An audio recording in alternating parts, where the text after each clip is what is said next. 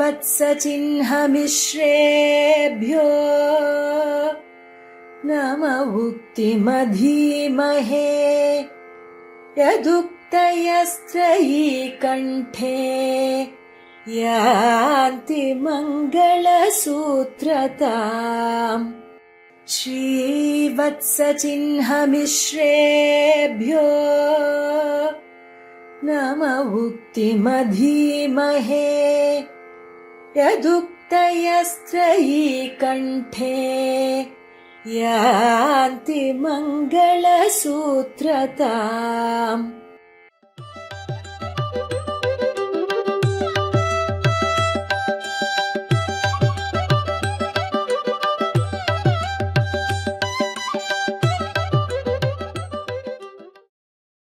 ஸ்ரீமத் வேதமார்க்க பிரதிஷ்டாபனாச்சாரிய வேதாந்தாச்சாரியராய் பரமஹம்ச பரிவிராஜகாச்சாரியராய் எழுந்தருளியிருக்கும் யதுகிரி யதிராஜ ஜீயர் சுவாமியுடைய நியமனத்தாலே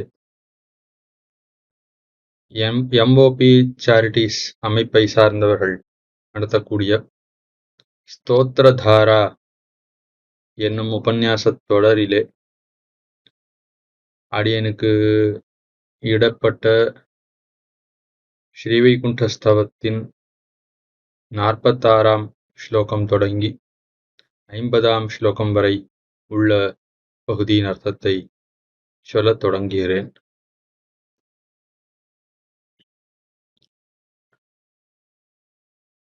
ஆழ்வானுடைய ஸ்ரீவைகுண்டஸ்தவம் என்பது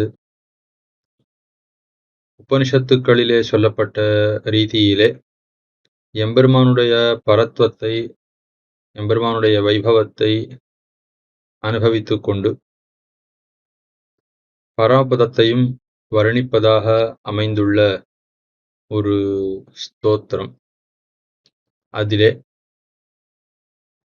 வைகுண்டநாம தவதாம ததாமனந்தி என விகாராதிகள்லாம் இல்லாமல் விருத்தி அபக்ஷயம் முதலான விகாரங்கள்லாம் இல்லாமல் இருக்கக்கூடிய ஒன்று, அதுக்கு வைகுண்டம் என்று பெயர் என்று அருளி செய்தார். கீழே மேலே கீழ் சொன்ன அர்த்தத்தை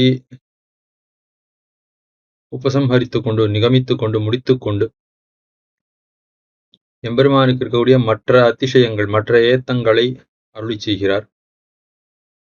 நித்யாதவான்ய நிரபேக்ஷ மகாமஹிம்னோபி ஏதாதிருஷி நிரவதிர் நியதா விபூதிஹி ஞானாதயோ குணகணாः சமதீத சீமாः லக்ஷ்மீः பிரியா பரிஜனாः பதகேந்திர முக்கியாः என்ன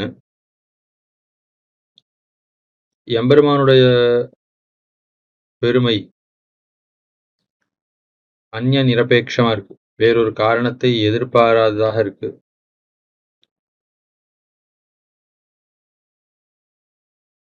நிரவதிஹி மகிமா நிரபேக்ஷ மகாமஹிம்னோபி நிரபேட்சமா காரணத்தை எதிர்பாராததா இருக்கு, எல்லையற்றதா இருக்கு, பெரிய பெருமை. அப்படிப்பட்ட பெருமை உடையவனா இருக்கான் எம்பெருமான். அப்படிப்பட்ட உனக்கும் கூட நிரபேக்ஷ அந்நிய நிரபேக்ஷ மகாமஹிம்னோபி வேறொரு காரணத்தை எதிர்பாராமல் பெரிய பெருமை உடையவனாக இருக்கக்கூடிய உனக்கும் கூட என்ற அர்த்தம். அப்படின்னா இந்த அபிங்கிற சொல்லானது எத்த காட்டுகிறது? உனக்கு விபூதினாலே வந்த உத்கர்ஷம் என்பதன்று. விபூதியோ குணமோ இல்லைன்னாலும் மகிமையானது அளவற்றதாகத்தான் இருக்கும் எம்பெருமானுக்கு என்ன திருவுள்ளம். நித்யா நிரவதிஹி நியதா விபூதிஹி. இப்படிப்பட்ட உனக்கு இப்ப இயற்கையான பெருமை உடையவனாக விபூதி இருந்தாலும் சரி இல்லைனாலும் சரி எம்பெருமானுக்கு பெருமை உண்டு. நித்திய விபூதினாலதான் பெருமை, லீலா விபூதிக்கு சுவாமியாக இருக்கிறபடியால தான் பெருமை, ஞானம் சக்தி முதலான குணங்களை உடையவனாக இருக்கிறபடியால தான் பெருமைங்கிறதுல எம்பெருமானுக்கு இயற்கையாகவே எம்பெருமான் ஏத்தமுடையவனாக பெருமை உடையவனாக இருக்கிறான். அப்படிப்பட்ட உனக்கு ஏதாதிருஷி விபூதி நியதா இவ்வளவு பெருமையுடையதாக கீழே சொல்லப்பட்ட ஒரு விபூதி இருக்கிறதே, அது விட்டு பிரியாமல் வியவஸ்திதமாக உன்னோடவே இருக்கிறது, உனக்காகவே இருக்கிறது என்று அருளி செய்கிறார். இப்ப எப்பொழுதும் உன்னுடைய உபகரணத்துக்காகவே இருக்கக்கூடிய ஒன்று. ஸ்ருதியானது எம்பெருமானை சத்தியகாமஹா என்று தெரிவிக்கிறது. எம்பெருமானுடைய போகிய போகோபகரண போகஸ்தானங்கள் சத்தியங்களாக இருக்கின்றன என்று. அத சத்தியகாமஹா என்னால் நித்திய விபூதியிலே எம்பெருமானுக்கு வேணுங்கிற போகஸ்தானங்கள் இருக்கின்றன. பற்பல லோகங்கள், ஒண்ணுமில்லாத இந்த லோகத்திலேயே ஓரோ ரெண்டத்திலேயும் 14 லோகங்கள், இத போல பற்பல அண்டங்கள், எண்ணற்ற அண்டங்கள். என்னால் பரமபதம் இத்த காட்டும் பல மடங்கு பெரியது. ஆகையாலே அதுல எல்லா விதத்திலும் எல்லா ஏத்தமும் உண்டுங்கிறபடியாலே பல லோகங்கள் உண்டு என எம்பெருமானார் தாமே ஸ்ரீபாஷ்யத்திலே பரம்ஜெய்மினிங்கிற சூத்திரத்திலே அருளி செய்கிறார். அப்படிப்பட்ட பெருமையுடையதாக அந்த லோகம் இருக்கிறது. பரமபதம் ஸ்ரீவைகுண்டம்ங்கிறது அது நித்திய விபூதி, திரிபாத் விபூதிங்கிறது இருக்கக்கூடியது. அந்த திரிபாத் விபூதியிலே அதுக்கு மேல போகஸ்தானங்கள் மட்டுமில்ல, போக உபகரணங்கள், போகிய வஸ்துக்கள் என்று எல்லாமே எண்ணற்றதாக இருக்கிறது. அதுக்கு மேல சமதீத சீமாகா, கரையை கடந்து எல்லையை கடந்து இருக்கின்றன. எம்பெருமானுக்கும் எல்லை கிடையாது, எம்பெருமானுடைய கல்யாண குணங்களுக்கும் எல்லை கிடையாது, எம்பெருமானுடைய பெருமைக்கும் எல்லை கிடையாது. எம்பெருமானுடைய கல்யாண குணங்களையும் நாம் அளவிட முடியாது. அளவற்ற பெருமை உடையவைகளாக குணங்கள் இருக்கின்றன. என்னென்ன? ஞானாதயா, ஞானாதி கல்யாண குணங்கள், இவைகள்லாம் அளவற்ற பெருமையுடையவைகளாக இருக்கின்றன. அதாவது எம்பெருமானுடைய திவ்யாத்ம ஸ்வரூபத்திலேயும் ஞானத்துவம், அனந்தத்துவம், ஆனந்தத்துவம் என்ற போன்ற குணங்கள் உண்டு, நேர ஸ்வரூப நிரூபக தர்மங்களாக. இவைகள்தான் எம்பெருமான்கிற வஸ்துவை வேறுபடுத்தி அடையாளமிட்டு காட்டுகின்றன. அதாவது அறிவே வடிவெடுத்தவனாக, இதே போல முழு உணர் முழு நலம் என்கிற ரீதியிலே வெறும் உணர்வே வடிவெடுத்தவனாகவும், அதே போல ஆனந்தமே வடிவெடுத்தவனாகவும் எம்பெருமான் அமைந்திருக்கிறான் அப்படிங்கிற அந்த ஒரு அர்த்தம் அது சொல்லப்படுறது. அது மட்டுமல்லாமல் எம்பெருமானுடைய கல்யாண குணங்கள் ஞானம், சக்தி, பலம், ஐஸ்வர்யம் முதலானவைகள்லாம் இருக்கின்றனவே, அவைகளும் எல்லையற்ற மகிமையுடையவைகளாக இருக்கின்றன என்று கருத்து. ஞானாதயோ குணகணாஹா, எம்பெருமானுக்கு எண்ணற்ற குணங்கள் இல்லை, குணங்களுடைய கணங்களே, குணங்களுடைய கூட்டங்களே எண்ணற்றவைகளாக எம்பெருமானுக்கு இருக்கின்றன.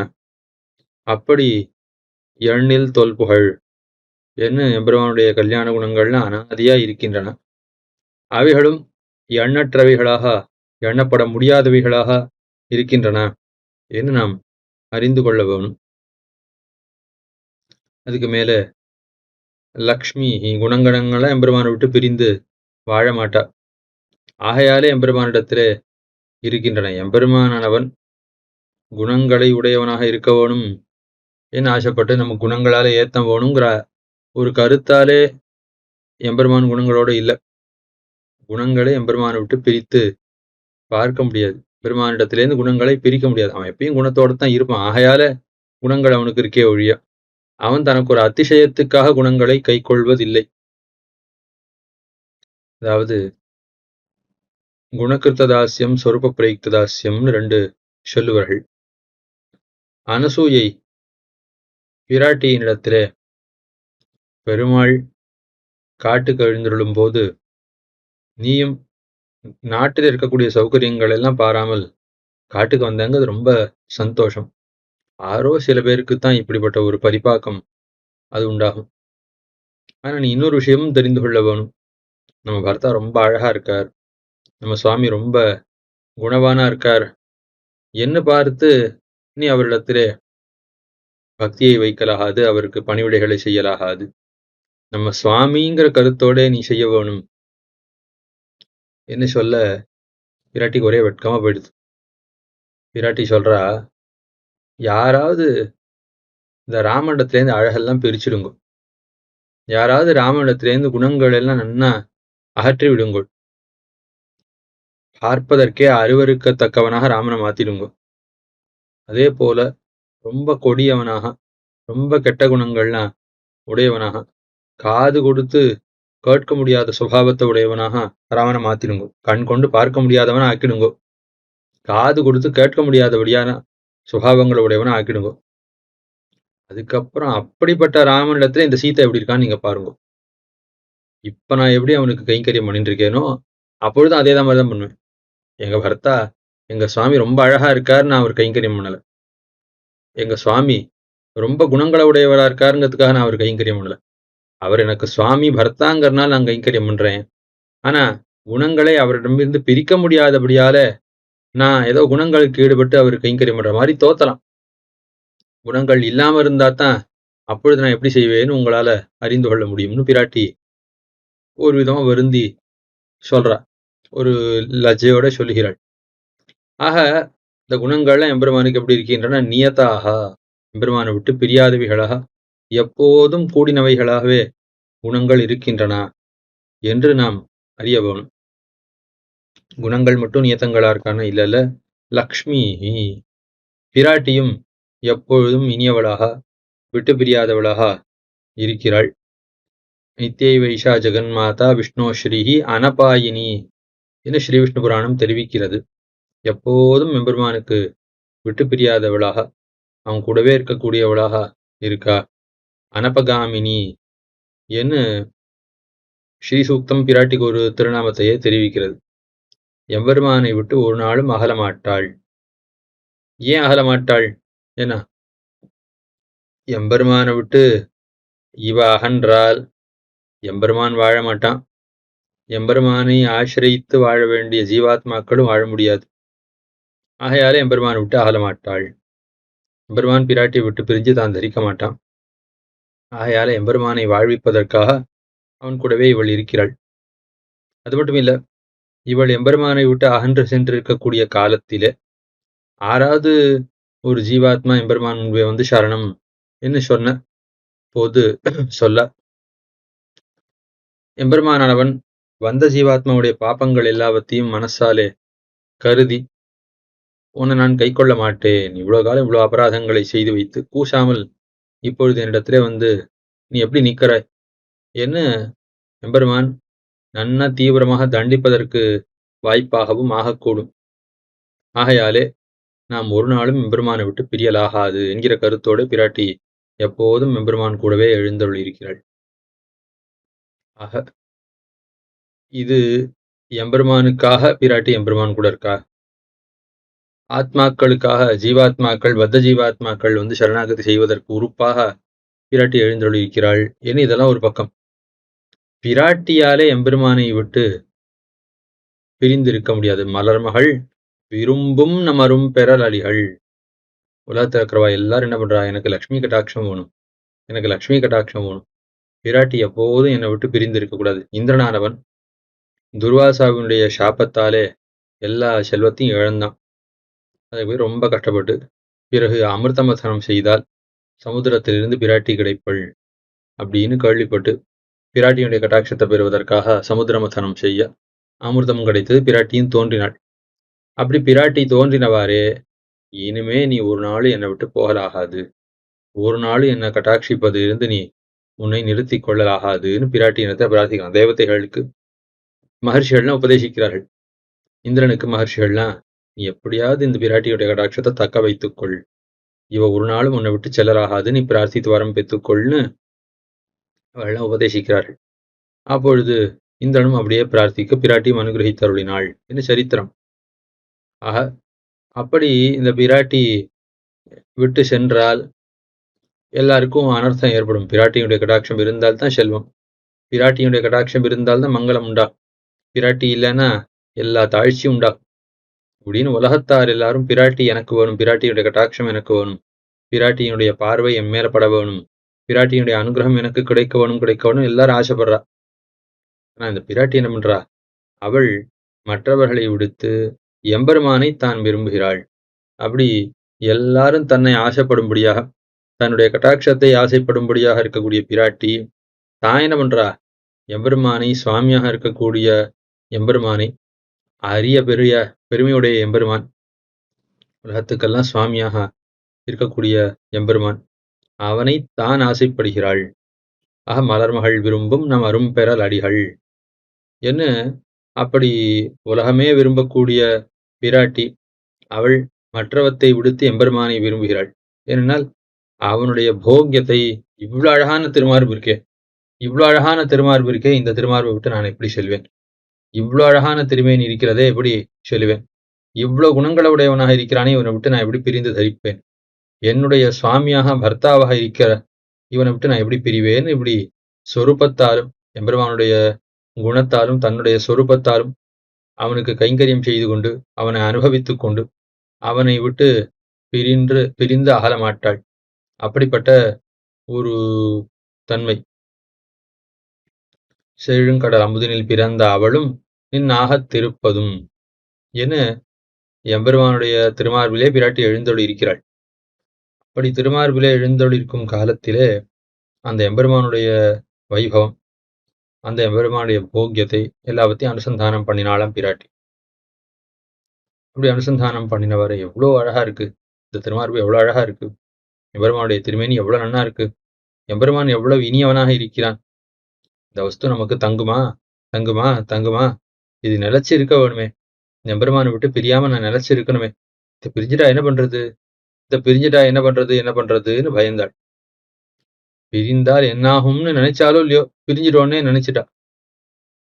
அதற்கு பிறகு ஐயோ என்னால எப்படி அந்த மார்பை விட்டு பிரிஞ்சிருக்க முடியும், இப்படி வியாக்கியானம். ஆக அழகில்லே நிறையும்னா திருமார்பிலே இருந்து கொண்டு இந்த மார்பை விட்டு பிரிந்து என்னால் தரிக்க முடியாது, இதை நான் ஒரு நாள் பிரிய மாட்டேன் அப்படின்னு சொல்றாருன்னா இல்ல, அப்படியும் வியாக்கியானம் உண்டு, இல்லைன்னு சொல்லற. ஆனா இன்னொரு ரசமான அர்த்தம் என்ன என்னால், திருமார்பை விட்டு நான் பிரிந்து விட்டேன்னு ஒரு பிரமமாம் பிராட்டி. ஏன் பிரமம்னா, ரொம்ப இனிய வஸ்துன்னா இது இருக்குமோ இருக்காதோ, ஒரு வசந்த ரத்னம், விலை உயர்ந்த மாணிக்கம், அது தனக்கு கிடைச்சிருக்கு. இல்ல நீல ரத்னம் அது கிடைச்சிருக்கு. இல்ல வைரம் கிடைச்சிருக்குன்னா, ரொம்ப ஒரு பெரிய அறை, அதுக்குள்ள ஒரு சின்ன அறை, அதுக்குள்ள யாருக்கும் தெரியாத ஒரு அறை, அதுக்குள்ள யாருக்கும் தெரியாத ஒரு அலமாரி, ஏதோ ஒரு வஸ்து, அதுக்குள்ள தனக்கு மட்டும் தெரிந்து திறக்கும்படியாக ஏதோ ஒரு வழி, அதுக்குள்ள வைத்திருப்பன். இப்படி எல்லாம் போத்தி போத்தி போத்தி போத்தி போத்தி நன்னா ரட்சித்து வைத்தாலும் கூட இருக்கா இல்லையா, யாராவது எட்டுன்னு போயிருப்பாளோ, யாராவது எட்டுன்னு போயிருப்பாளோ, எனக்கு தெரியாம யாராவது எட்டுன்னு போயிருப்பாளோன்னு ஒரு பயம் அது இருந்து கொண்டே இருக்கும். விலை உயர்ந்த வஸ்து, ரொம்ப சீர்மையுடைய வஸ்து, ஏற்றமுடைய வஸ்துனா அது நம்மள்டே இருக்குமா, யாராவது அபகரித்து கொண்டு சென்று விடுவார்களான்னு ஒரு பயம். அது ஒண்ணுமில்லாத ரத்னத்தை குறித்தே இருக்கிறது என்றால், பரமபோக்கியனாக இருக்கக்கூடிய எம்பெருமான், அவனோட சம்பந்தம் எனக்கு நிலைத்திருக்க வேணுமே, அவனை விட்டு நான் பிரியலாகாதேங்கிற ஒரு கவலையாலே யாராவது எட்டுன்னு போயிட்டாலோ, யாராவது என்ன எம்பெருமானிடத்திலேருந்து பிரிச்சுடுவாளோ என்ன பிராட்டிக்கு ஒரு பயம்.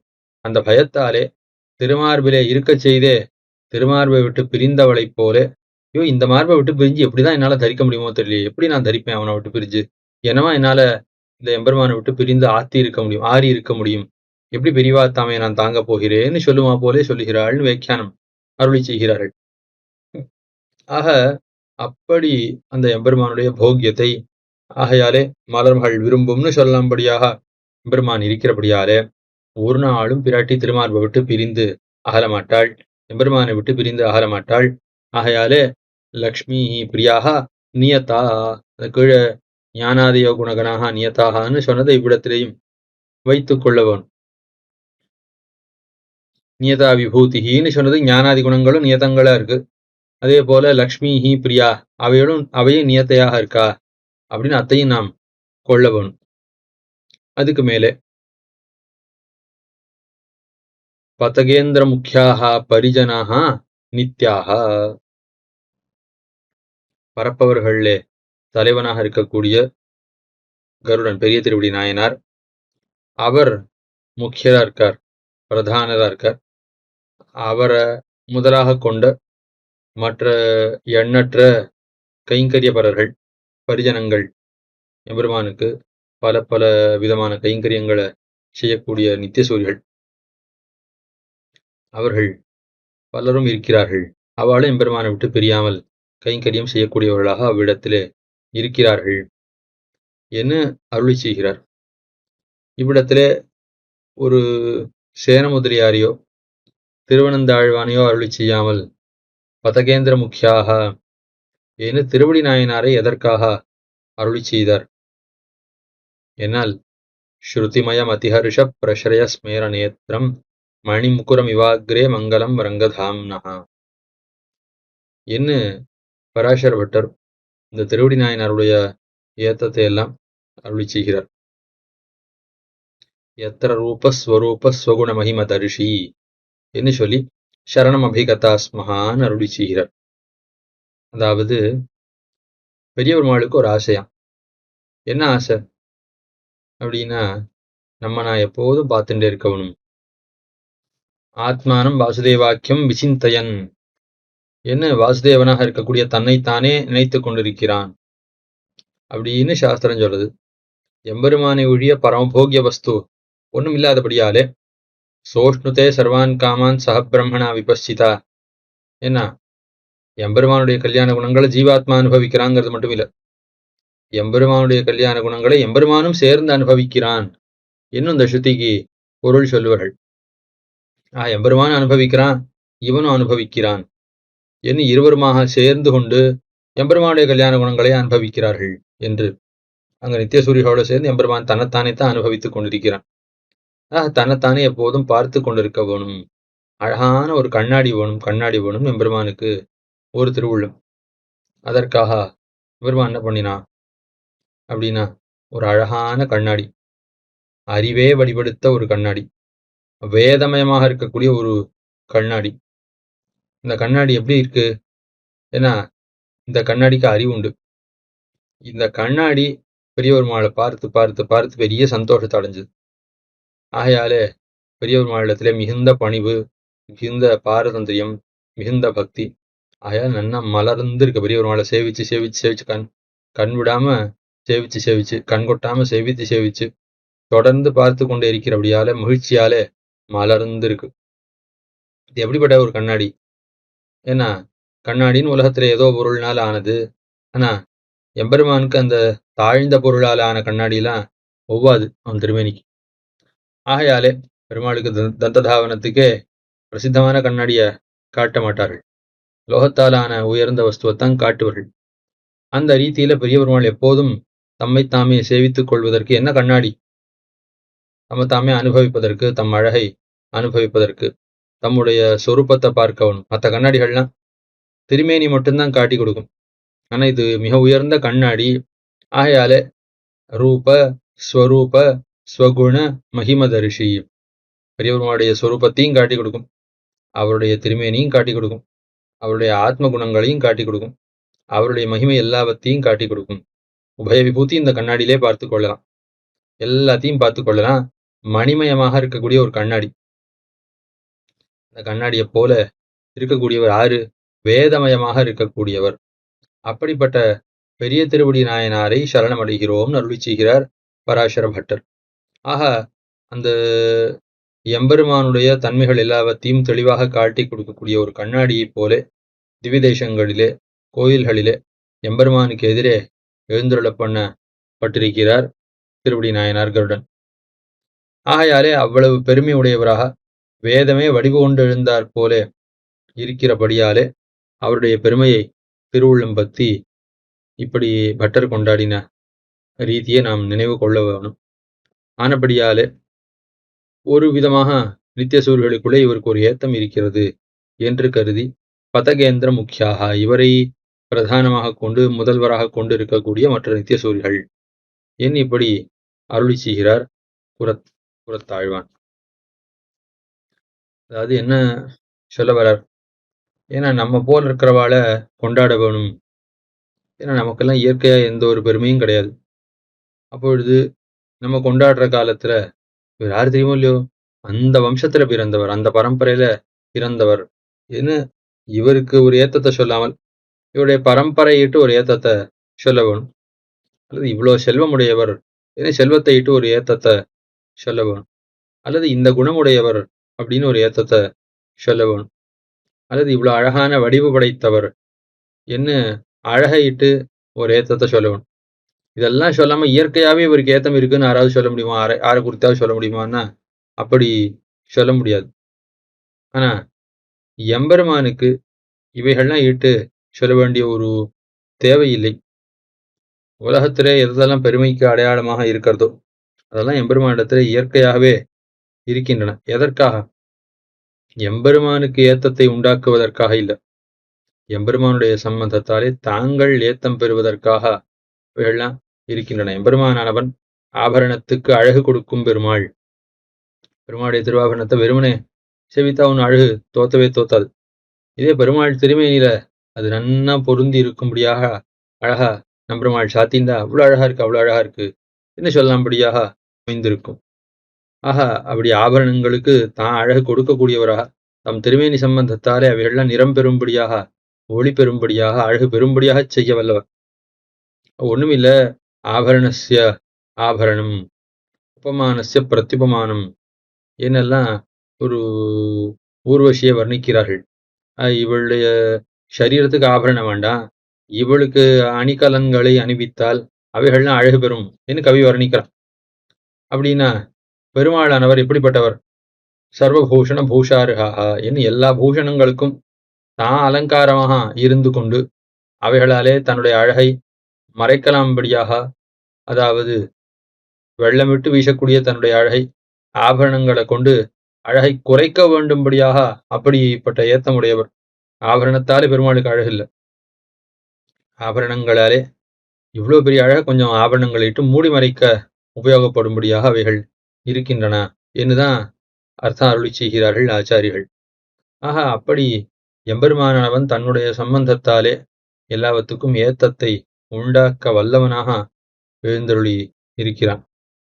ஆயால ஸ்ரீயப்பத்தியா இருக்கான், ஸ்ரீவைகுண்ட நிகேதனா இருக்கான் அப்படின்னு எம்பெருமான பேசினாலும் இத்தால எம்பெருமானுக்கு ஏத்தம் இல்லை. இயற்கையான ஏத்தமுடைய எம்பெருமானுக்கு இவைகளும் சேர்ந்திருக்கிறது அப்படின்னு இந்த குணங்களும் அவனிடத்துல இருக்கின்றன நம்ம தெரிந்து கொள்ளலாமே ஒழிய, குணங்களாலதான் எம்பெருமானுக்கு ஏத்தமான குணங்களை ஒழியவும் எம்பெருமானுக்கு இயற்கையான ஏற்றம் என்பது இருக்கவே செய்கிறது என்று நாம் உணர வேணும்.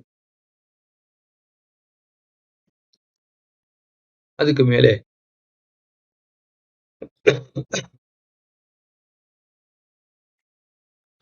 அந்நிய நிரபேட்ச மகாமகிம்னா என்று இயற்கையான பெருமையுடையவன் என்று இந்த ஸ்லோகத்துல சுருக்கமா சொல்றதுதான் மேல அடுத்த ஸ்லோகத்திலே தெளிவாக அருளி செய்ய போகிறார். நிரவதிர் நியதா விபூதி கீழே 5 ஸ்லோகங்கள்னால சொல்லப்பட்ட நித்திய விபூதி அது எம்பெருமானுக்கு எப்போதும் இருக்கக்கூடிய ஒரு பெருமையாக அவனை விட்டு தனித்து சொல்ல வேண்டாதபடியாக அமைந்திருக்கிறது. ஆகையால்தான் சாஸ்திரங்களிலே தத்துவங்களை சொல்லும் காலத்திலே 26 தத்துவங்களை மட்டும்தான் நாம் சொல்லுகிறோம். நித்திய விபூத்தின்னு தனி வஸ்து அது யாராவது ஒரு தனி பொருளாக தத்துவங்களை எண்ணும் காலத்திலே எண்ணுகிறார்களா?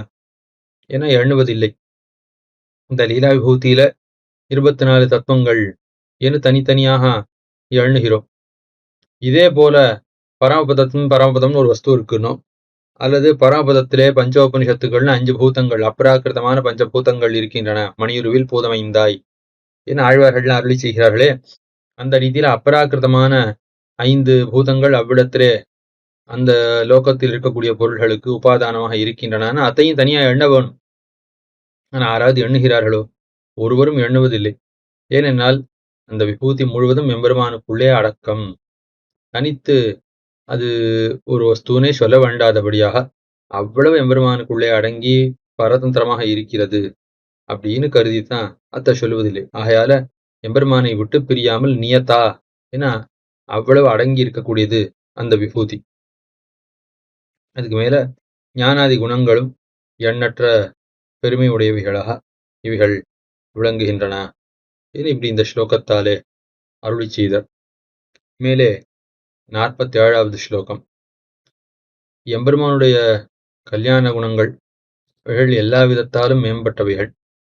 எம்பெருமான் இப்படிப்பட்ட உயர்ந்த கல்யாண குணங்களாலே ஏத்தம் பெறுகிறான் என்பதன்று, அவன் இயற்கையாகவே ஏத்தமுடையவனாகவே இருக்கிறான் என்கிறார் அர்த்தத்தை அருளி செய்கிறார். ஏகஸ்ய ஏஷு ஹி குணஸ்ய லவாயுதாம்சः ஸ்யாத் கஸ்யசித் சகலு வாங்மனசாதிக ஸ்ரீஹி தே தாதிருஷோத்யவதயः சமதீத சங்க்யாः த்வத் சத்குணாः துவமசி தன் நிரபேக்ஷ லக்ஷ்மீஹி என்று. எம்பெருமானுடைய கல்யாண குணங்கள், அந்த குணங்கள்ல எல்லா குணங்களும் ஒருத்தனுக்கு இருக்க வேண்டாம். இந்த குணங்களுக்குள்ளே ஏதாவது ஒரு குணத்துடைய ஒரு துளி நூத்தண்டத்துல இருந்தா வரும். ஏஷ்வேகஸ்ய குணஸ்ய விப்ருடபி வை லோகோத்தரம் ஸ்வாஸ்ரயம் புரியாத் தாதிஷ வைபவை ரகணிதைஹி என்று சுந்தரபாகுஸ்தவத்திலே அருளி செய்ய போகிறார். எம்பெருமானுடைய கல்யாண குணங்களுக்குள்ளே, பல கல்யாண குணங்களுக்குள்ளே ஒரே ஒரு குணம், அந்த குணம் கூட முழுவதுமாக உத்தண்டத்தில் இருக்க வேண்டாம். அந்த ஒரு கல்யாண குணத்தினுடைய ஒரு துளி, அந்த துளி இருந்தா போதும், அவனை லோகோத்தரமாக கொண்டாடுகிறார். ஒண்ணுமில்ல, வால்மீகி பகவான், வேதவியாச பகவான், பராசர் பகவான் என்னதான் கொண்டாடுகிறோம், சௌனக பகவான் கொண்டாடுறோம். ஏன் இவாளெல்லாம் பகவான் பகவான் கொண்டாடுகிறோம்? காரணம் என்ன? இயற்கையா ஸ்ரீவிஷ்ணு புராணத்திலே பராசர பகவான் தத்திர பூஜ்ய பதார்த்தோக்தி பரிபாஷா சமன்விதா சப்தோயம் நோபச்சாரேணா, இனி எம்பெருமானை மட்டுமே பகவான்கிற சொல்லானது குறிப்பிடும்னு தெளிவாக காட்டினார். மற்றவர்களை ஏதோ உபச்சாரமாக, ஏதோ எம்பெருமானத்தில் இருக்கக்கூடிய தன்மை கொஞ்சம் அவளத்தில் இருக்குங்கிறதுனால அது சொல்லுகிறதுன்னு சொன்னார். அப்படி என்ன எம்பெருமானத்தில் இருக்கக்கூடிய எந்த தன்மை கொஞ்சம் அவளத்தில் இருக்கு?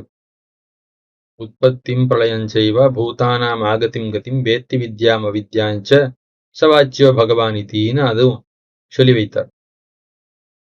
ஒரு வஸ்து எப்படி உண்டாருது, எப்படி அழிகிறது, உலகத்தினுடைய உற்பத்தி லயங்களை தெரிந்து கொள்ள வேணும். வித்யைனா என்ன, அவித்யைனா என்ன, இதை தெரிந்து கொள்ள வேணும். எப்படி ஆத்மாக்கள், பிராணிகள் ஒரு பிறவியிலேருந்து இன்னொரு பிறவிக்கு செல்கின்றன, ஒரு லோகத்திலிருந்து இன்னொரு லோகத்துக்கு செல்கின்றன, இதெல்லாம் உள்ளபடியா அறிந்திருக்கவன். இவ்வளவு தெரிஞ்சிருந்தா போறோம் அவனை பகவான்னு கொண்டாடுகிறார்கள். எம்பெருமானுக்கு இருக்கிற எல்லா அறிவும் வேண்டாம், அந்த எம்பெருமானுடைய அறிவிலே ஒரு துளி, ஒரு 4-5 வஸ்துக்களை பத்தின ஒரு அறிவு, இந்த அறிவு முழுமையாக இருந்தால், அந்த அறிவு கூட நம்மளுக்கு இல்லை, அது ஒரு விஷயம். ஆக இந்த அறிவு முழுமையாக ஒருவரிடத்திலே இருந்தால் அந்த மகர்ஷியையோ அல்ல அந்த தேவதையோ பகவான் பகவான் என்று வழங்குகிறார்கள். எம்பெருமானுக்கு இருக்கிற சர்வஜத்துவம் இருந்தா தான் எம்பெருமான ஒருத்தனை பகவான்னு சொல்லணுங்கிறது இல்லை. அவனுக்கு இருக்கிற ஞானத்திலே ஒரு துளி ஞானம் ஒருத்தனுக்கு இருந்தால் அவனை பகவான் பகவான், பெரிய ஞானம் உடையவர், பேரறிவாளர் என்று பராசர பகவான், வேதவியாச பகவான், சௌனக பகவான், சுக பகவான் கொண்டாடுகிறோம். ஆக இந்த கல்யாண குணங்கள் எல்லாம் ஒருத்தனுக்கு இருக்க வேண்டாம். கல்யாண குணங்கள் ஏதாவது ஒரு குணம் பெருமானுக்கு இருக்கிற அதே அளவு ஞானம் ஒருத்தனுக்கு இருக்க ஒன்றும் நிர்பந்தமும் இல்லை. ஏஷ்வேகஸ்ய குணஸ்ய விப்ருட், இந்த குணத்தினுடைய ஒரு திவலை, ஒரு துளி அது ஒருத்தனுக்கு இருந்தாலே அந்த குணத்தை உடையவனா, அவ்வளவு பெரியவர், அவ்வளவு பெரியவர், நிகரற்றவர், ஒப்பற்றவர் இன்னும் உலகம் எல்லாம் கொண்டாடுறது. அப்படிப்பட்ட கல்யாண குணங்கள், எல்லா குணங்களும் உண்டு எம்பெருமானுக்கு. அதுவும் எண்ணற்ற கல்யாண குணங்கள், அதுவும் ஒவ்வொரு குணமும் திவலையா கொஞ்சம் கொஞ்சமா இருக்கானா, இல்ல எல்லா குணமும் பூர்ணமாக இருக்கு. அப்படிப்பட்ட கல்யாண குணங்கள் நிறைந்தவர் திருமாலிருஞ்சோலை அழகர் என மேல அருளி செய்ய போறார். அப்படிப்பட்ட கல்யாண குணங்கள். ஏகஸ்ய ஏஷு ஹி குணஸ்ய லவாயுதாம்சः ஸ்யாத் கஸ்யசித், இந்த குணங்களுக்குள்ளே ஏகஸ்ய குணஸ்ய ஒரு குணம், அந்த குணமும் பூர்ணமா இருக்க வேண்டாம், அந்த குணத்தினுடைய ஒரு லவம், ஒரு திவலை, அந்த திவலையும் பூர்ணமா இருக்க வேண்டாம், அந்த திவலையினுடைய ஒரு 10,000த்துல ஒரு பங்கு அது ஒருவனுக்கு இருக்குமே ஆனால் அவன் எப்படிப்பட்டவனா இருக்கான்? வாங்மனசாதிக ஸ்ரீஹி, அவனுடைய பெருமை. எம்பெருமானுடைய எண்ணற்ற கல்யாண குணங்கள்ல ஒரு குணத்தினுடைய ஒரு திவலையினுடைய திவலை அது இருந்தா போதும். அப்படி ஒருத்தன் இருப்பனே ஆனால் அவன் என்னவாயிடுவான்? அவனுடைய பெருமையை வாயாலும் சொல்ல முடியாது, மனசாலும் சொல்ல முடியாது, எண்ணி பார்க்க முடியாது. அப்படிப்பட்ட பெரிய பெருமையுடையவனாக, பெரிய ஐஸ்வர்யத்தை உடையவனாக அவன் ஆகிவிடுவான். வாக்கையும் மனசையும் கடந்த ஸ்ரீயை ஐஸ்வர்யத்தை உடையவனாக அவன் ஆவான். இப்படி தே தாதிருஷ அத்தியவதய எம்பெருமானுடைய கல்யாண குணங்கள்லாம் எப்படி இருக்கு? ஏன்னா அவதியை கடந்து இருக்கின்றன. எம்பெருமானுடைய கல்யாண குணங்களுக்கு ஒரு எல்லை, ஒரு அளவு என்பது கிடையாது. பரிச்சேதித்து எம்பெருமானை அறிய முடியாது. நேத்தின்னு தான் தெரிந்து கொள்ளவன். எம்பெருமான் இப்படிப்பட்டவன்னு தெரிஞ்சுக்க முடியுமானா? பெருமானை இப்படிப்பட்டவன்னு தெரிஞ்சுக்க முடியாது. ஆனா ஒரு விதமா தெரிஞ்சுக்கலாம். நாம பார்க்கும் பதார்த்தங்களின்படி அல்லன், அத நாம் தெரிந்து கொள்ளலாம். இன்னபடிப்பட்டவன் அப்படின்னு தெரிந்து கொள்ள முடியாதவன்னு தெரிஞ்சு கொள்ளலாம். இத்தினான்னு தெரிந்து கொள்ளலாம். கீழே ஏதோ சில தன்மைகள்லாம் சொல்லியிருக்கேன், அவ்வளவுதான் எம்பெருமானுக்கானா இப்படிப்பட்டவன் அல்லன், இவ்வளவு மாத்திரம் கிடையாது எம்பெருமான், இவ்வளவு மாத்திரம் கிடையாது எம்பெருமான், இத்த காட்டிலும் மேம்பட்டவன். ஏதோ எம்பெருமானுக்கு 4 தன்மைகளை சொன்னேன்னா, 4 சொத்தை சொன்னேன், எம்பெருமானுடைய சரீரங்கள் 4 வஸ்துக்களை சொன்னேன்னா இவ்வளவுதான் எம்பெருமானுக்கு வைபவம் நினைச்சுக்காத, இத்த காட்டிலும் மேம்பட்டவன் என்று பிருகதாரண்யகம் தெரிவிக்கிறது. ஆகையாலே எம்பெருமானை இன்னபடிப்பட்டவன் நம்மால அளவிட்டு அறிந்து கொள்ள முடியாது. அப்படி அளவற்றவனாக எழுந்தொழி இருக்கிறான். அவனுடைய குணங்களும் அளவற்றவைகளாக இருக்கின்றன. தே தாதிருஷ அத்தியவதய அளவற்ற கல்யாண குணங்கள். எம்பெருமானுடைய குணங்களை அளக்க புகுந்து வேதமானது யதோவாச்சோ நிவர்த்தந்தேன்னு சொல்லித்து. எந்த குணத்தை? ஆனந்தம்ங்கிற ஒரு கல்யாண குணம். இந்த ஆனந்தம்ங்கிற ஒரு கல்யாண குணத்தை அளக்க புகுந்து வேதமானது அளந்து முடிக்க முடியவில்லை என்ன அப்படியே சோர்ந்து விலகி ஓடித்து. இது ஆனந்தம்ங்கிற ஒரு குணத்துல மட்டும்தான் சொல்லியிருக்கு. ஆனா எல்லா குணத்துக்கும் இதே தன்மைதான். ஆகையால குணங்கள் எல்லாம் இப்படியே ஈரேனர் நம்பள்ளி. வேதமானது ஆனந்த குணத்தை மட்டும்தான் அளங்க சைஷானந்தஸ்ய மீமாகும்சா பவத்தின்னு ஸ்ருதியானது ஆனந்த மீமாம்சான்னு பண்ணித்து. இதே ஸ்ருதியானது ஞான மீமாம்சான்னு ஒண்ணு பண்ணித்து, சக்தி மீமாம்சான்னு ஒண்ணு பண்ணித்துனாலும் அதே கதிதான். எம்பெருமானுடைய ஆனந்தத்தை தான் அளக்க முடியல, சரி சக்தியை அளக்க முடியுமோ, இல்ல ஞானத்தை அளக்க முடியுமோ, இல்ல வாத்சல்யத்தை அளக்க முடியுமோன்னா எத்தையும் அளக்க முடியாது. எல்லா குணங்களும் இப்படிதான் இருக்கும், அளக்க முடியாதவைகளாகத்தான் இருக்கும். ஆகையாலே அத்தியவதயா என்ன அளவு கடந்தவைகளாகத்தான் இருக்கும். சரி, அளவு கடந்த குணம் ஒரு 4-5 எம்பெருமானத்துல இருக்கானா? இல்ல சமதீத சங்கியா. இந்த குணங்களுக்கு எண்ணிக்கையும் கிடையாது. எவ்வளவு குணங்கள்னு எண்ணவும் முடியாது. ஓரோ குணத்தையும் சரி எண்ணற்ற கல்யாண குணங்கள், ஆனா ஒவ்வொன்றும் அளவுப்பட்டதான குணங்களும் ஓரோ குணமும் அளவற்றதாக இருக்கு. சத்குணா எல்லாம் ஒன்றத்துல இருக்கின்றன. உன்னுடைய இனிய கல்யாண குணங்கள், உன்னுடைய கல்யாண குணங்கள்னு சொல்லலாம். அவ்வளவுதான், அதுக்கு மேல மத்தொன்னும் சொல்ல முடியாது. சரி, நீ எப்படிப்பட்டவன்? தன் நிரபேக்ஷ லக்ஷ்மி. இந்த கல்யாண குணங்களை எதிர்பாராத பெருமை உடையவனாக, எதிர்பாராத ஐஸ்வர்யம் ஏற்றம் அத்தை உடையவனாக நீ இருக்கிறாய். உன்னுடைய பெருமையானது உன்னுடைய கல்யாண குணங்களாலே வந்ததன்று, இயற்கையாகவே வந்தது என்ன அப்படி அருளி செய்கிறார். பகவோன்றப்ப கல்யாண குணாக புத்திரஸ்ய சந்திதே. என்ன பெருமாள் எப்படிப்பட்டவர்? என்ன அவருடைய கல்யாண குணங்களை எண்ணிட்டு முடிக்க முடியாது, ஒரு எண்ணாலே குறிப்பிட முடியாது. பகவகான்னு சொல்லலாம், பல பல அப்படின்னு சொல்லலாமே ஒழியா இவ்வளவு கல்யாண குணங்கள் எம்பெருமானுக்கு அப்படின்னு பெருமாளுடைய கல்யாண குணங்களை ஆறாலும் எண்ணி முடிக்க முடியாது. அவ்வளவு கல்யாண குணங்களை உடையவராக சக்கரவர்த்தி திருமகன் விளங்குகிறார் அப்படின்னு சக்கரவர்த்தியினிடத்திலேயே சொல்லுகிறார்கள் பிரஜைகள், நாட்டு மக்கள். தாத்து நாமிவ சைலேந்திரா. எப்படி மலைகளிலே எண்ணற்ற தாத்து பொருள்கள் இருக்கின்றனவோ போல குணங்களுக்கெல்லாம் இருப்பிடமாக, குணங்களுக்கெல்லாம் பிறப்பிடமாக திகழக்கூடியவர் சக்கரவர்த்தி திருமகன். சங்கியாத்து நைவ சக்கியந்தே குணாதோஷாச்ச ஷாரிங்கிணா. இனி எம்பெருமானுடைய குணங்களையும் எண்ண முடியாது, தோஷங்களையும் எண்ண முடியாது. உடனே ஒருத்தர் பார்த்தார், எம்பெருமானுடைய தோஷங்களை மட்டும் இல்லை, குணங்களை மட்டும் இல்லை, என்னுடைய தோஷங்களையும் எண்ண முடியாது, என்னுடைய குணங்களையும் எண்ண முடியாது. ஏனென்றால் இடத்துல ஏதாவது ஒரு குணம் இருந்தா 1, 2, 3, 4, 10 அப்படின்னு ஏதோ ஒன்று எண்ணலாம். ஒரு குணம் கூட கிடையாது.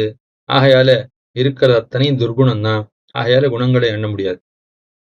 சரி, தோஷங்கள் தான் இருக்கின்றனவே, தோஷங்களை எண்ணி முடிக்கலாமே. ஏன்னா தோஷங்களுக்கு அளவு இருந்தானே எண்ணி முடிக்கிறது. எண்ணற்ற தோஷங்கள் இருக்கின்றன. அது எந்த தோஷத்தன் எண்ணி முடிக்கிறது? ஒரு தோஷமும் ஒரு நாளும் எண்ணி முடிக்க முடியாதபடியாக மேல மேல மேல போய்க்கொண்டே இருக்கும். அகமஸ்மி அபராதானாம் ஆலயா, அகமஸ்மி அபராத சக்கரவர்த்தி என்ன சொல்லும்படியா, பாபங்களுக்கெல்லாம் தலைவன்னா, பாப்பிகளுக்கெல்லாம் தலைவன்னா, என்னத்தான் சாம்ராஜ்யத்திலே சக்கரவர்த்தியாக பட்டாபிஷேகம் பண்ணி வைத்திருக்கிறார்கள்னு சொல்லவும், அப்படி ராஜாவாக பாப்பங்களுக்கு ராஜாவா நான் விளங்குகிறேன்னு சொல்லிக் கொள்ளலாம். அவ்வளவுதானே ஒழிய எவ்வளவு தோஷங்கள்னு எண்ண முடியாது. குணம் இல்லாதபடியாலே எண்ண முடியாதுன்னு இது நம்மளுக்கு. எம்பெருமானுக்கு அது நேர்மாறாக ஒரு தோஷமும் இல்லாதபடியாலே எம்பெருமானுக்கு தோஷங்களை எண்ண முடியாது. அதே போல எம்பெருமானுக்கு அவனுக்கு திருநாமே என்ன பேரு அப்படின்னா, நாந்தங்குணானாம் கச்சந்தி தேனானந்தகான்னு தேவர்கள், கந்தர்வர்கள், மகர்ஷிகள் எல்லாரும் சேர்ந்து கூடி எம்பெருமானுடைய கல்யாண குணங்களை நாம் எண்ணி முடிப்போம்னு எண்ண புகுந்தால், ஏதோ நம்மளுக்கு தான் எம்பெருமானுடைய குணங்களை எண்ணிட்டு முடிக்க முடியாது, நமக்கு தான் சக்தி இல்லைங்கிறதுல, தேவர்கள் இருக்காளே, யாவந்த பாம்சவோ பூமேஹே சங்கியாதா தேவமாயான்னு வாக்கியம் இருக்கிறது. அதாவது தேவர்களுக்கு இருக்கக்கூடிய அறிவு இருக்கே, அது எப்படிப்பட்டது தெரியுமோ இல்லையோ, உலகத்திலே இந்த பூமியிலே எவ்வளவு மண் துகள்கள் இருக்கின்றனன்னு கேட்டார். ஐயோ, அது யாராலேயோ சொல்ல முடியுமா? அது யாராலையும் எண்ண முடியாது நாம நினைப்போம். ஆனா தேவதைகளுக்கு துல்லியமாக இத்தனை மண் துகள்கள் இருக்கின்றனன்னு சொல்லாம்படியான அறிவு இருக்கான். அவ்வளவு அறிவுடையவர்கள். அவ்வளவு நுண்ணிய மண் துகள்களை கூட தனித்தனியாக எண்ணவல்ல ஞானம் படைத்த தேவமாயான மாயான ஞானம்னு அர்த்தம். அப்படிப்பட்ட அறிவு படைத்தவர்கள் தேவர்கள். இந்த தேவதைகள் எம்பெருமானுடைய கல்யாண குணங்களை எண்ணி முடிக்க முடியுமான்னா, ஒரு தேவன் ரெண்டு தேவன் இல்ல, எல்லா தேவதைகளும் திரண்டாலும், எல்லா கந்தர்வர்கள், மகர்ஷிகள் எல்லாரும் சேர்த்து திரண்டு நீ பாதி எண்ணு நான் பாதி என்றேன்னு தாங்கள் பகுத்து கொண்டு அப்படி பிரித்து கொண்டு எண்ண புகுந்தாலும் கூட எண்ணி முடிக்க முடியாத கல்யாண குணங்களை உடையவன். ஆகையாலத்தான் எம்பெருமானுக்கு அனந்தன் அப்படின்னு, எல்லையற்றவன் அப்படின்னு சொல்லப்பட்டிருக்கிறது திருநாமம். ஆகையாலே அவ்வளவு கல்யாண குணங்களை உடையவனா இருக்கான். அப்படி எம்பெருமானுக்கு சமதீத சங்கியாக என்ன சங்கை, அந்த எண்ணற்றவைகளாக கல்யாண குணங்களை உடையவனாக எம்பெருமான் எழுந்தொழி இருக்கான். இந்த திருக்குணங்கள்ல ஏகதேசம் ஒரு குணத்துடைய ஒரு பகுதி ஒருத்தனுக்கு இருந்தாலே அவனை எண்ணற்ற பெருமை உடையவனாக உலகம் கொண்டாடுகிறது. ஒரு சின்ன ஐஸ்வர்யமுடையவனா அவ்வளவு கொண்டாடுறது உலகம். எம்பெருமானுடைய ஐஸ்வர்யத்தை பார்க்கும் பொழுது பிரம்மாவுடைய ஐஸ்வர்யமே ஒண்ணும் இல்லை. ஆனா ஆரோத்தம் ஒரு கிராமத்துக்கு தலைவன்னாலே அவனை அவ்வளவு பேர் வணங்குகிறார்கள், அவ்வளவு பேர் கொண்டாடுகிறார்கள். அப்படி இருக்க செய்தே உலகத்துக்கு முழுக்க சுவாமியாக எல்லா கல்யாண குணங்களாலையும் பூர்ணனாக எம்பெருமான் இருக்க செய்தே அந்த எம்பெருமானுடைய பெருமையை நம்ம என்னமா அளவிட்டு சொல்ல முடியும் என்ன இந்த ஸ்லோகத்தாலே சொல்லப்பட்ட ஒரு அர்த்தம். இதையே மேல் ஸ்லோகத்தாலையும் விவரித்து அருளி செய்கிறார். சர்வஸ்ய செய்வ குணத்தோஹி விலக்ஷணத்துவம் ஐஸ்வர்யதஸ்ச கில கஷ்சிதுதஞ்சித ஸ்யாத் தத் பிரத்யுத त्वयि विभो विभवो குணாश्ச சம்பந்ததஸ்தவ பஜந்தி மங்களத்வம் என்று.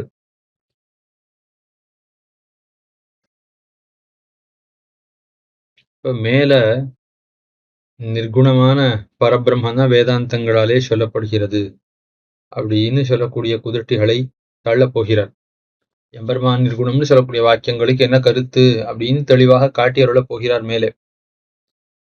அதுக்கு முன்பு இந்த பிரகரணத்தாலே எம்பெருமான் எல்லா கல்யாண குணங்களையும் உடையவன், எண்ணற்ற கல்யாண குணங்களை உடையவன், ஓரொரு கல்யாண குணமும் அளவற்றது, எல்லையற்றது அப்படிங்கிற அர்த்தத்தை இந்த ஸ்லோகங்களாலே காட்டி வருகிறார். சர்வஸ்ய செய்வ குணத்தோஹி விலக்ஷணத்துவம். குணகாங்கிற சொல்லுக்கே என்ன அர்த்தம் சொல்வார்கள் என்னால், எந்த ஒரு தன்மை இல்லை எந்த ஒரு பொருள் இருக்குமே ஆனால் அத்தை உடைய அல்லதற்கு இருப்பிடமாக இருக்கக்கூடிய பொருளானது எல்லாராலும் மேல் விழுந்து கைப்பற்றப்படுமோ, மேல் விழுந்து விரும்பப்படுமோ, அதற்குத்தான் குணம்னு பேர். அப்ப தன்னுடைய ஆசிரியத்தை உபாதேயமாக ஆக்கக்கூடிய ஒரு சுபாவத்துக்கு தான் குணகான்னு பேர். குணம் இருக்குங்கிறதுனாலதான் ஒருத்தரை எல்லாரும் ஆதரிக்கிறோம்.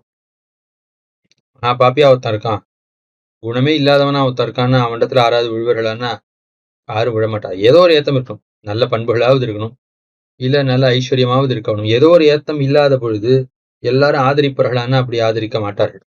ஆகையாலே ஒருவன் எல்லாராலும் ஆதரிக்கப்படுவதற்கு காரணம் என்ன என்னால் சர்வசிய செய்வ குணத்தகா மங்கள விலக்ஷணத்துவம். என்ன உலகத்திலே மற்றவர்களை காட்டிலும் ஒருத்தன் எதனால ஏத்தம் படைத்தவனாக ஆகிறான்? தன்னை போலதான் எல்லாரும் இருக்கா. அப்படி இருக்க செய்தே தான் மற்றவர்களை காட்டிலும் எப்படி விலட்சணனா இருக்கான். தானும் ஒரு மனுஷன், அவளும் ஒரு மனுஷர்கள் தான். அவளும் தானும் கர்மத்தாலதான் இவ்விடத்திலே பிறந்திருக்கிறான், அவர்களும் கர்மத்தால தான் பிறந்திருக்கிறார்கள். அப்படி இருக்க செய்தே மற்றவர்களை காட்டிலும் தனக்கு என்ன ஏத்தம்? குணத்தாலதான் ஏற்பட முடியும். உலகத்திலே குணமானத்தான் எல்லாரும் கொண்டாடுகிறார்கள். ஐஸ்வர்யதஷ்ட கிர கஷ்டித்து. கஷ்டித்துனா ஒண்ணுமே இல்லை, ஊர் பேரு தெரிய வேண்டாம். ஆறு அப்படின்னு இனி வரைக்கும் ஆறும் கேள்விப்பட்டதே இல்லை.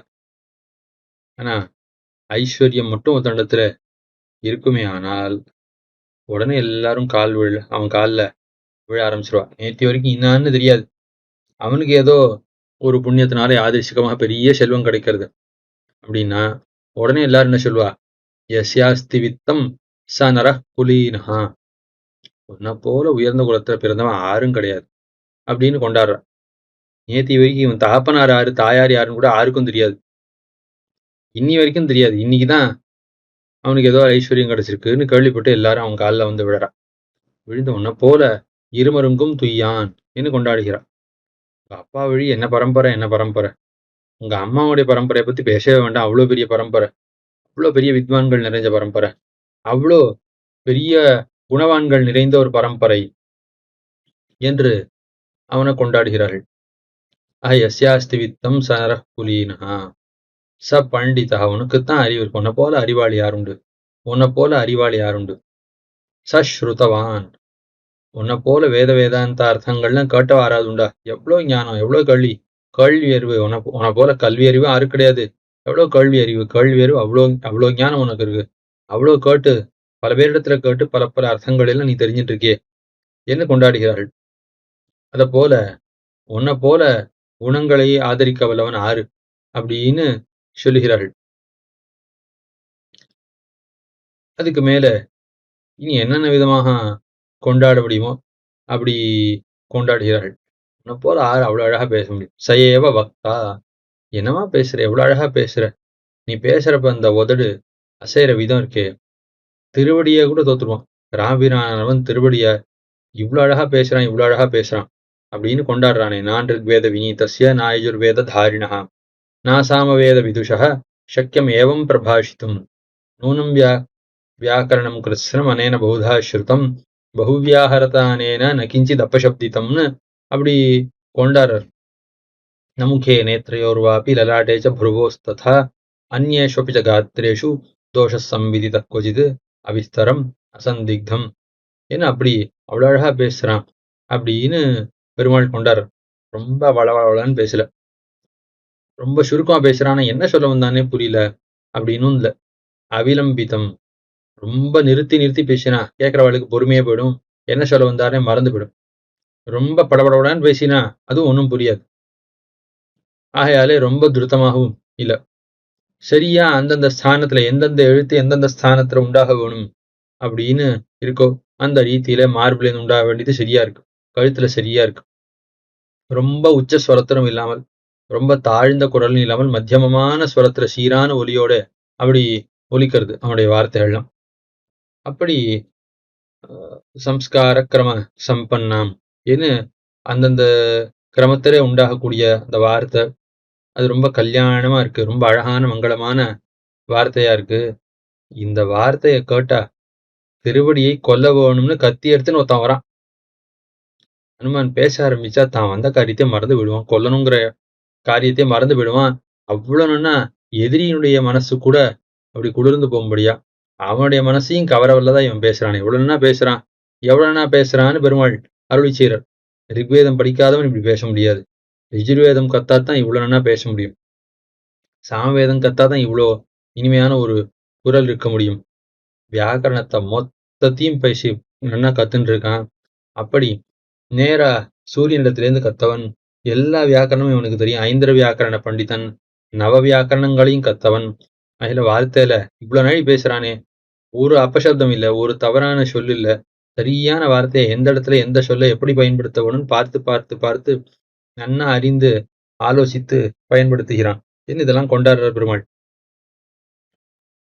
அதே போல பேசுற காலத்துல சில பேர் வாயை அகட்டி கொள்வார்கள், தலையை ஆட்டுவார்கள், இல்ல கண்ணுல ஒரு விகாரம் உண்டாகும், புருவத்துல ஒரு விகாரம் உண்டாகும். இதெல்லாம் ஒண்ணும் இல்லாமல் ஒரே மாதிரி இருக்கு அவனுடைய முகம். ஒரு விகாரம் இல்லாமல் எல்லா சொற்களையும் பயன்படுத்துறான். என்ன அதே போல உடம்புல எந்த ஒரு விகாரம் இல்லாமல் அவ்வளவு என்ன பேசுறான்னு இதெல்லாம் பெருமாள் கொண்டாடுகிறார். அத்த போல ஆரோத்தனுக்கு செல்வம் இருந்தால் போல யார் பேச முடியும்? எவ்வளவு அழகா பேசுற, எவ்வளவு அழகா பேசுற, நீ பேசுறதை கேட்டுட்டே இருக்கலாம் போல இருக்கு, நீ பேசுறத பார்த்துட்டே இருக்கலாம் போல இருக்குன்னு கொண்டாடுகிறார்கள். சயேவ பக்தா சச்ச தர்ஷனீயா, எவ்வளவு அழகா இருக்கான், உன்னை போற அழகு ஆருக்கு இருக்கு, உன்னை போற அழகு ஆருக்கு இருக்கு அப்படின்னு கொண்டாடுகிறார்கள். அவன் எப்படி இருப்பான்? ஒரு மொட்டை தலையானா இருப்பான், ஒண்ணும் இருக்காது, ஒரு தலையில ஒரு கேசம் கூட இருக்காது, அவன் மொட்டை தலையனா இருப்பான். அவனை பார்த்து குழல் அழகன், எவ்வளவு அழகா இருண்டு சுருண்டு நீண்டு கருத்து நெய்த்து இவ்வளவு அழகா இருக்கு அவனுடைய கேசம். கேசவனாக இருக்கக்கூடிய எம்பெருமானுடைய கேசம் கூட தோத்துரும், உன் கேசம் அவ்வளவு அழகா இருக்கு, அவ்வளவு அழகா இருக்குன்னு கொண்டாடுவார்கள். ஆஹா, அப்படி சயேவ தர்ஷனியா சஜ தர்ஷனியான்னு அவன் தான் கண் கொண்டு பார்த்து கொண்டே இருக்கணும்படியாக அவனை ஒரு க்ஷணம் கண் வைத்து பார்க்க முடியாது, அவ்வளோ விரூபனா இருப்பான், அவ்வளோ கோரமான வடிவம் படைத்தவனா இருப்பான். நான் அவனிடத்துல செல்வம் இருக்குன்னா என்ன சொல்வார்கள்?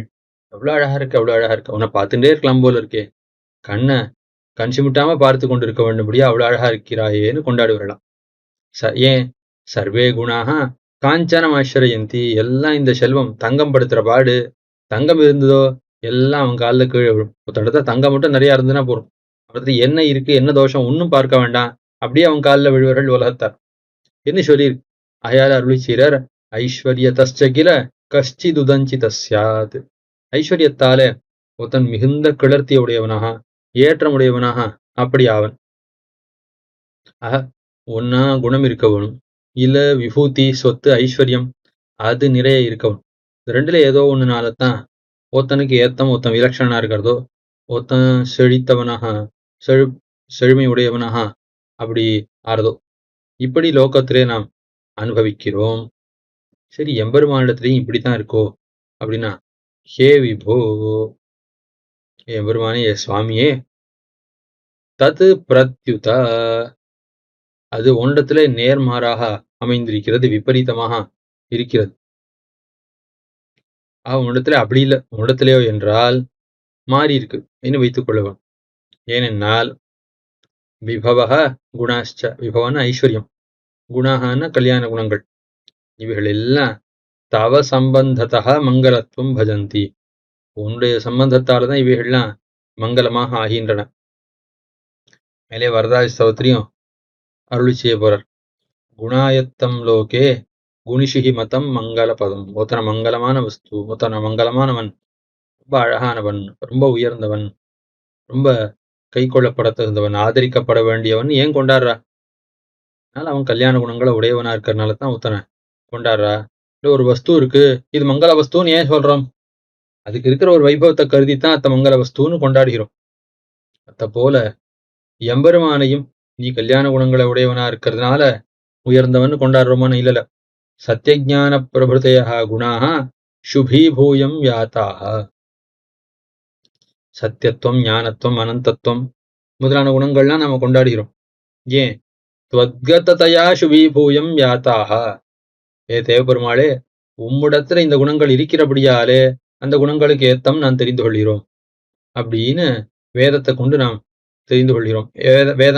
வேத வேதாந்தங்கள்லாம் என்ன சொல்கின்றன? எம்பெருமான் மங்களானாஞ்ச மங்களம், இனி எல்லா மங்கள வஸ்துக்களுக்கும் தான் மங்களத்தை அழிக்க வல்லவன் அப்படின்னு சொல்லுகின்றன. ஆகையாலே அந்த வஸ்துக்கள்னால எம்பெருமானுக்கு மங்களம் இல்லை, அவனால தான் எந்த பொருளுக்கும் மங்களம் உண்டாகிறது என்று சாஸ்திரம் காட்டுகிறபடியாலே அவன் தன்னை ஒழிந்த எல்லா பொருளுக்கும் ஏற்றம் அளிக்க வல்லவனாக அமைந்திருக்கிறான். ஆகையாலே இந்த குணங்கள் எல்லாம் உன் சம்பந்தத்தாலே மங்களமாக ஆகின்றன. ஆகையாலே நான் கீழே தன் நிரபேட்ச லக்ஷ்மின்னு சொன்னேனே, அது அப்படியே தான். நீ எத்தையும் எதிர்பாராத ஐஸ்வர்யத்தை உடையவனாகத்தான் இருக்கிறாய் அப்படின்னு.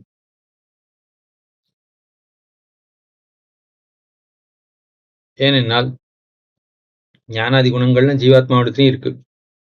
ஆனா அந்த குணங்கள்லாம் ஜீவாத்மாவிடத்துல எப்படி இருக்கு? அளவுபட்டு இருக்கு.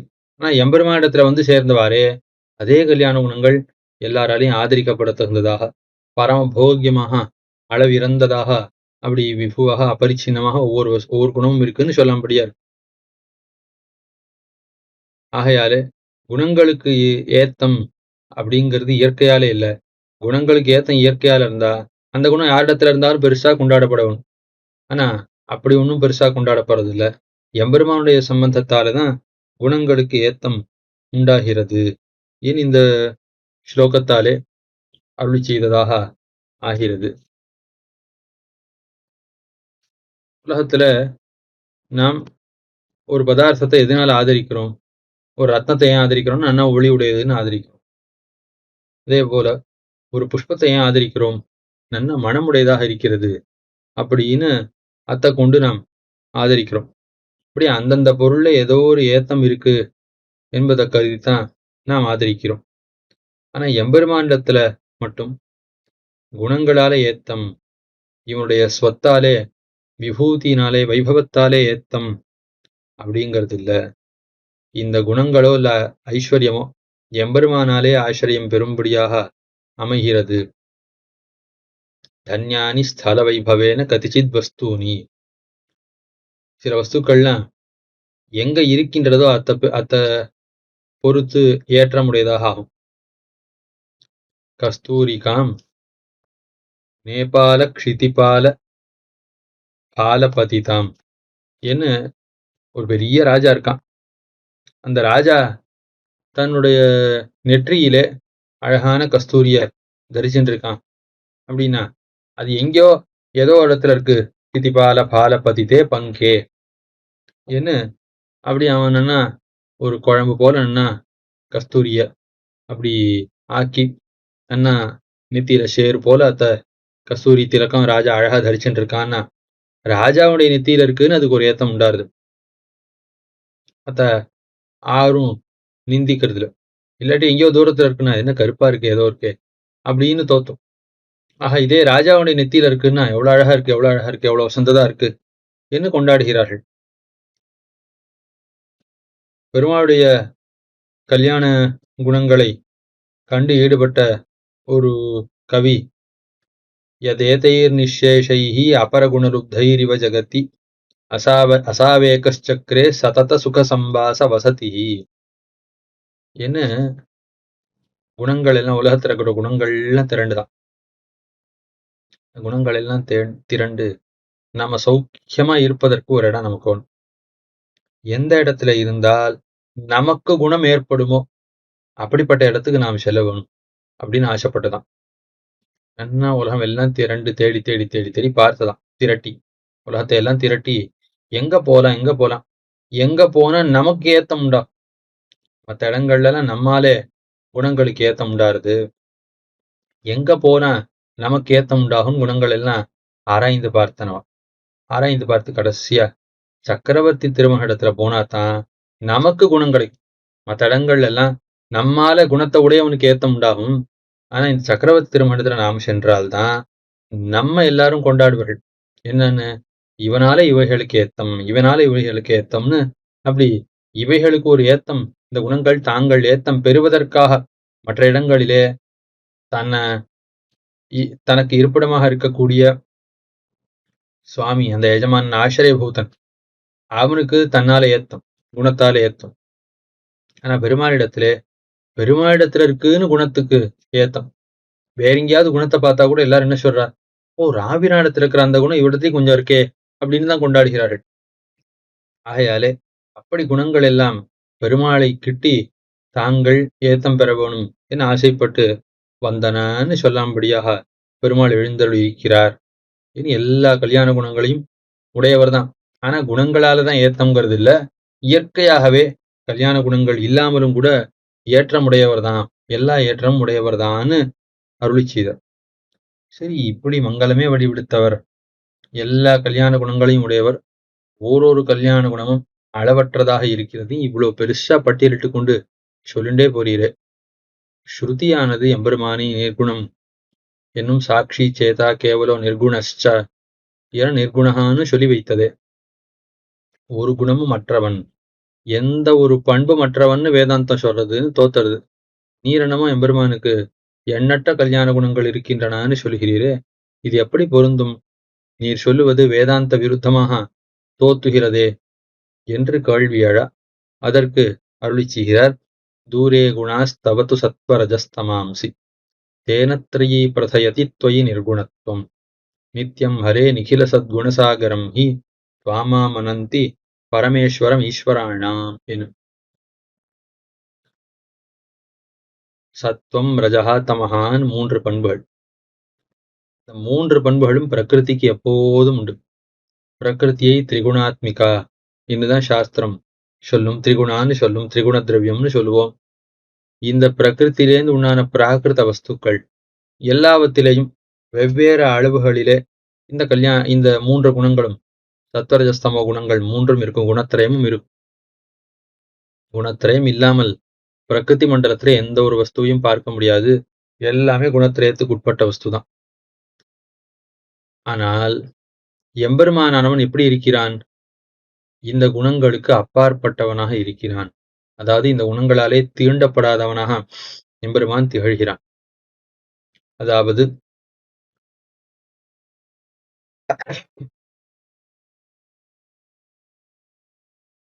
வெறும் சத்வகுணமே வடிவெடுத்தவனாக எம்பெருமான் எழுந்தொழி இருக்கிறான். இந்த ரஜோகுணம் தமோகுணம் இவைகளோட கலந்த, இவைகளோட கூடின ஒரு சத்துவகுணம் இருக்கிறதா எம்பெருமானுக்குன்னா இல்ல. வடிகட்டின சத்துவகுணம் மட்டும்தான் எம்பெருமானுக்கு இருக்கு. ஆகையால சத்வாதயோ நசந்தீஷே யதஸ்தே பிரகிருதேர் குணாகா என்ன, சத்வாதி குணங்கள்லாம் பிரகிருதியினுடைய குணங்களாக இருக்கிறபடியால அவைகள்லாம் எம்பெருமானிடத்திலே இல்லை என்று கிரந்தங்கள் தெரிவிக்கின்றன. ஆகையாலே தேன தொயி நிர்குணத்துவம் திரையி பிரசயதி. ஆகையாலதான் ஸ்ருதியானது உன்னை நிர்குணம் நிரஞ்சனம் என்று சொல்லுகிறது. இப்ப நிர்குணனாகவே உன்னை பிரகாசப்படுத்தி தெளிவாக காட்டுகிறது. இல்ல ஒரு குணமும் மற்றவன் அப்படின்னு அர்த்தம் இல்லை. நிர்குணங்கிற இடத்துல இருக்கக்கூடிய குணசப்தத்துக்கு என்ன அர்த்தம்? ஏன்னா மற்ற இடங்கள் எல்லாம் ஹேய குணங்கள் என்று இப்படி கஷ்டப்பட்டு அர்த்தத்தை புரிய வைக்க வேண்டிய ஒரு தேவை. அதாவது ஸ்ருதியானது அபகத பாப்மா விஜரோ விமிருத்திர் விஷோகோ விஜிகத்சோ பிபாசா என்று பாபமற்றவன், கிழத்தனமற்றவன், அதுக்கு மேல சோகமற்றவன், பசியற்றவன், தாகமற்றவன், மரணமற்றவன் என்ன இப்படி தாழ்ந்த குணங்கள் ஆற தள்ளித்து இந்த தாழ்ந்த குணங்கள்லாம் அற்றவன் அற்றவன் அப்படின்னு சொல்லி அதுக்கு மேல சத்தியகாமகா சத்தியசங்கல்பகா என்ன 2 கல்யாண குணங்களை தெரிவிக்கிறது. எப்போதும் நித்தியமாக இருக்கக்கூடிய போக்கிய போகோபகரண போகஸ்தானங்களை ஸ்ரீவைகுண்டத்தில் உடையவனாக, பொய்க்காத சங்கல்பத்தை உடையவனாக, அமோக சங்கல்பன்னு சொல்கிறார்களே, அப்பிரதிஹத சங்கல்பன் என்ன தடையற்ற சங்கல்பத்தை உடையவனாக இருக்கிறான். ஏன்னா இப்படி சங்கல்ப ரூப ஞானத்தினுடைய வைபவத்தையும் சொல்லி இப்படி 2 கல்யாண குணங்களையும் சுத்தி சொல்லி, இப்போ ஒரே வாக்கியமே தாழ்ந்த குணங்கள் இல்லைன்னு சொல்லி கல்யாண குணங்கள் இருக்கிறனா என்னும் சொல்கிறபடியாலே மற்ற இடங்கள்ல பொதுவிலே குணம் இல்லைன்னு சாஸ்திரம் சொன்னாலும் கூட தாழ்ந்த குணங்கள் இல்லைன்னு கொள்ள வேணும், கல்யாண குணங்கள் இருக்கின்றனான்னு கொள்ள வேணும் என்ன இப்படி உற்சர்காபவாத நியாயம், சாமானிய விசேஷ நியாயம் இவைகளெல்லாம் கொண்டு அப்படி நிர்வகித்து ஒரு விதமாக அர்த்தத்தை நிரூபித்தருள்கிறார்கள் ஆச்சாரியர்கள். ஆழ்வான் அவ்வளோ கட்டப்பட வேண்டாம், லோகத்துல திரிகுணம்னு வழங்குறோம், சாஸ்திரத்திலையும் குணத்திரையம்னு வழக்கம் உண்டு. குணஹா என்கிற சப்தத்துக்கு பிரகிருத்தியில இருக்கக்கூடிய சத்வம் ரஜஹ தமஹான்னு 3 குணங்கள்னு அர்த்தம். விஷ்ணு புராணத்திலே பராசர பகவான் குணாதி தோஷாம்ச்ச முனே வியதீதா என்று சொல்கிறார். குணத்தை காரணமாக கொண்டிருக்கக்கூடிய தோஷங்கள் அற்றவன். அது குணத்தினால உண்டான தோஷங்கள்னு ஏதாவது உண்டா? இவனுடைய கர்மத்தாலே தோஷங்கள் உண்டாகலாம், இல்ல வேறொரு தோஷத்தால, ஒரு தோஷத்தால் இன்னொரு தோஷம் உண்டாகலாம். குணத்தினால வரக்கூடிய தோஷம் அற்றவன் எம்பெருமான். குணத்தாலே வரக்கூடிய தோஷங்களை கடந்தவன்னு சொல்லியிருக்கு. இது என்னது குணத்தாலே தோஷம்னா, அந்த இடத்துல இருக்கக்கூடிய குணங்கிற சொல்லுக்கு முக்குணங்கள் அர்த்தம். அதாவது சத்துவம் ரஜஹா தமஹாங்கிற 3 குணங்கள்னால தான் நமக்கு பலவிதமான தோஷங்கள் உண்டாகின்றன. அதாவது சுகத்திலே ஆசை, காமம், குரோதம், அஜ்ஞானம், மோகம் என போல இருக்கக்கூடிய இந்த குணங்கள் எல்லாம் ஒவ்வொன்றும் ஒவ்வொன்றுடைய காரியம். புகழ்ல ஆசை, சுகத்துல ஆசை எல்லாம் சத்துவகுணத்தாலே உண்டாகக்கூடிய ஒரு சுபாவம்.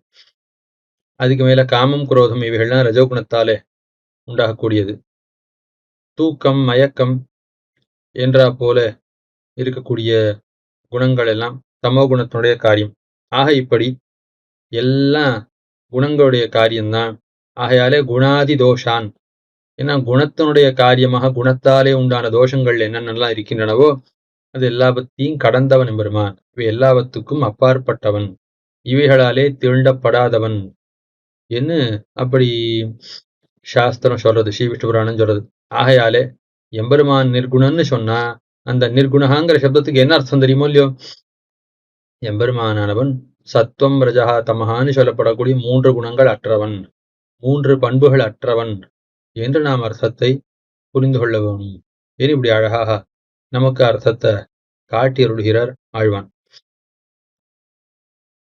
அதுக்கு மேலே தேனத்ரயீ பிரதயதி துவை நிர்குணத்துவம் நித்தியம் ஹரே நிகில சத்குண சாகரம். எப்பொழுதும் எல்லா கல்யாண குணங்களுக்கும் சாகரமாகத்தான், கடலாகத்தான் உன்னை வழங்குகிறார்கள்.